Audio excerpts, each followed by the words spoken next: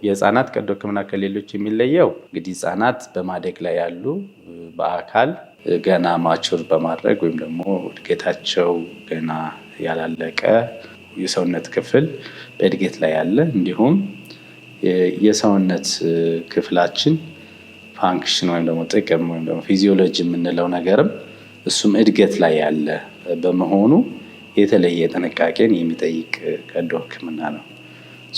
ሰርጀሪ ሲሰራ በጣም ጥንቃቄ ምክንያቱም ብዙዎቹ የሰውነት ክፍሎች ገና እድገት ላይ ያሉ ስለሆኑ በአካልም ብዙ ያልዳበሩ በጣም ታይኒ ወይም ደግሞ ትንንሽ በመሆኑ በጣም ጥንቃቄን የሚፈልግ ችግር ነው።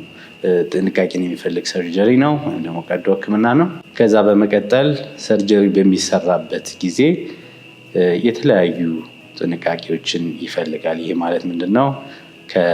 ከግሉኮስ ወይም ደግሞ ከፍሉድ ወይም ደግሞ ሰውነታችን የሚፈልገው የፈሳሽ የግሉኮስ እንዲሁም የተለያዩ ንጥረ ነገሮች በሰውነታቸው ክብደት ፕሮፖርሽን የሚሰጥ መሆኑና ከሰውነታቸው አካልና ፊዚዮሎጂ አካላዊ ወይም ደግሞ አናቶሚክ እና ፊዚዮሎጂ የምንለው ነገር ጋር የተመጣጠነ መሆን ይፈልጋል። በእነሱ እድሜ የተመጠነ መሆን አለበት ማለት ነው።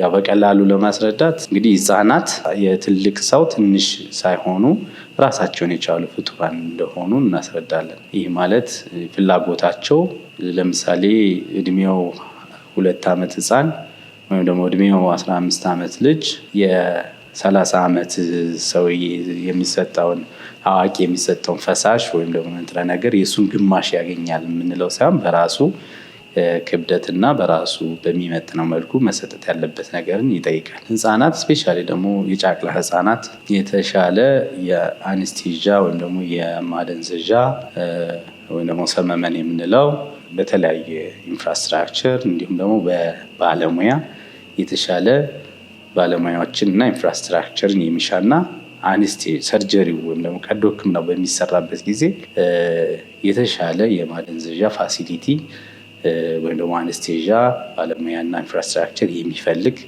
ቀዶ ህክምናና ጥንቃቄን የሚሻ መሆኑ ነው። ሰርጀሪ በሚሰራበት ጊዜ ወይም ደግሞ ከሰርጀሪ በኋላ ኢንቫይሮንመንቱ የተሻለ የሙቀት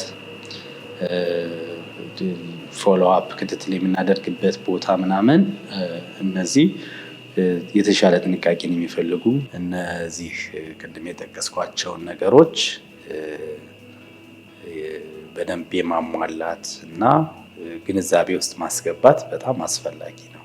ህፃናትን ቀዶ ህክምና ማድረግ ስፔሻሊ ደግሞ ጨቅላ ህፃናት ገና ጊዜያቸውን ጠብቀው ያልተወለዱ 6 ወር ላይ በእርግዝና 7 ወር ላይ እንደዚህ ገና የሚወለዱ ህፃናት የ1.5 ኪሎ ህፃን የ1 ኪሎ ህፃን ቀዶ ህክምና እናደርጋለን። እነዚህን ቅድም የጠቀስኳቸው የአነስቴዣ የሙቀት የአጠቃላይ ፍሉድ ፈሳሽ ግሉኮስ የመሳሰሉትን ነገሮች በደንብ ግንዛቤ ውስጥ ማስገባትና ይህን ነገሮች ካሟላን የተሻለ ቀዶ ህክምናውን በጥንቃቄ ከሰራን እነዚህን ነገሮች ካሟላን የተሻለ ውጤት ማምጣት ይቻላል። መልካም ነገር ይሆናል ማለት ነው። ይህንን አገልግሎት ማግኘት ከፈለጉ ወደ ሄመን ይምጡ። ሄመን የእናቶችና ህፃናት ቤት